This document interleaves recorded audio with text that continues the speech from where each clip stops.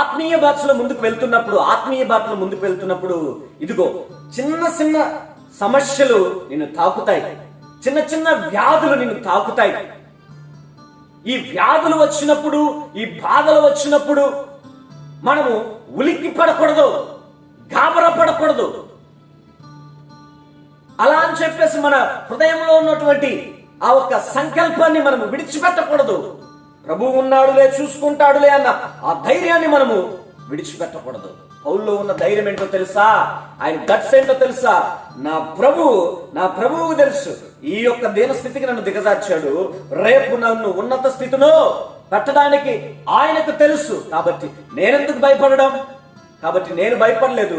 నా ఆత్మీయ బిడ్డలైన ఫిలిప్పీలో ఉన్నటువంటి ప్రజలారా, ఆత్మీయులారా, నా స్నేహితులారా, సహోదరులారా, మీరు భయపడబాకండి అని పౌలు గారు ఒక ధైర్యంతో కూడిన మాటలు ఆయన రాస్తూ ఉన్నాడు. Praise the Lord. నా ప్రియ చెల్లి, నా ప్రియ అన్న, తమ్ముడు, ప్రభువారు ఈ పూట నీతో కూడా మాట్లాడుతున్నారు. కొన్నిసార్లు మన పరిస్థితులు తారుమారైపోతాయి, కిందకి పైకి మారిపోతాయి. అలా అయినప్పుడు నువ్వు గాబరా పడబాకు. ఒక్కసారి నువ్వు ఉన్నత స్థానంలో నుంచి ఒక్కసారిగా కింద పడిపోతావు. గాబరా పడబాకు, తొందరపడబాకు. బాగా డబ్బు గలదానివే, కానీ ఈరోజు ఏమీ లేని దానివి అయిపోయావు. ఒక ఉన్నత స్థానంలో ఉండగలిగిన దానివే, ఈరోజు ఏమీ లేని దానిగా మారిపోయావు. ఒకప్పుడు మంచి ఆహారము తిన్నదానివే, నీ చుట్టూ 10 మంది ఉన్నవారే, ఈరోజు ఏకాకిగా మిగిలిపోయావు. ఈరోజు ఆహారం లేక మిగిలిపోయావు. అయితే తొందరపడబాకు, అవసరపడబాకు, బాధపడబాకు. సంతోషపడు.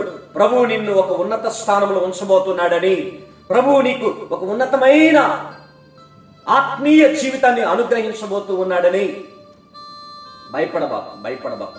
సంతోషము కలిగి మాట్లాడు. ఒక అపోస్తులైన పౌలు మాట్లాడిన రీతిగా సంతోషముగా ఉండు. ఉత్సహించు.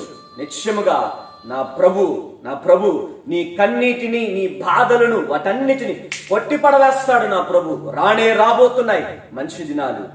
Praise the Lord. ఈ దినము నీ కష్టం ఉందేమో, ఆ కష్టములో ప్రభువుని నిందిస్తున్నావా, లేకపోతే నీ చుట్టూ ఉన్న వారిని అవమానిస్తున్నావా? నో, అది చేయబాకు చెల్లె, తమ్ముడు, అన్న, అది చేయబాకండ్రి. అపోస్తలుడైన పౌలు మనకు ఒక చక్కటి మూలపాఠాన్ని నేర్పిస్తూ ఉన్నాడు. ఆయన ఉన్న పరిస్థితి వేరే, కానీ ఆయన నోట్లో నుంచి వచ్చే ఆ ధైర్యపు మాటలు వేరే. ఆయన అనుభవిస్తున్నటువంటి పరిస్థితి, కష్టము ఎంతో అఘోరమైంది, కానీ ఆయన నోటి నుంచి వచ్చే మాటలు ఇతరులను ధైర్యపరచగలిగేవి. నీ పరిస్థితిని బట్టి ఇతరుల్ని నిరుత్సాహపరిచే వారిగా ఉండకూడదు. ఒకవేళ నీ పరిస్థితి అట్టడుగులోనికి వెళ్ళినా నీ దగ్గరకు వచ్చే వారికి నువ్వేం చెప్పాలి? అమ్మా, నా దేవునికి తెలుసయ్యా, ప్రియ తల్లి, నా దేవునికి తెలుసు, నన్ను ఈ స్థితిలో పెట్టుటకైనను, ఈ స్థితిలో నుంచి లేపుటకైనా నా దేవునికి తెలుసు. కాబట్టి నేను గాబరా పడను, తొందరపడను.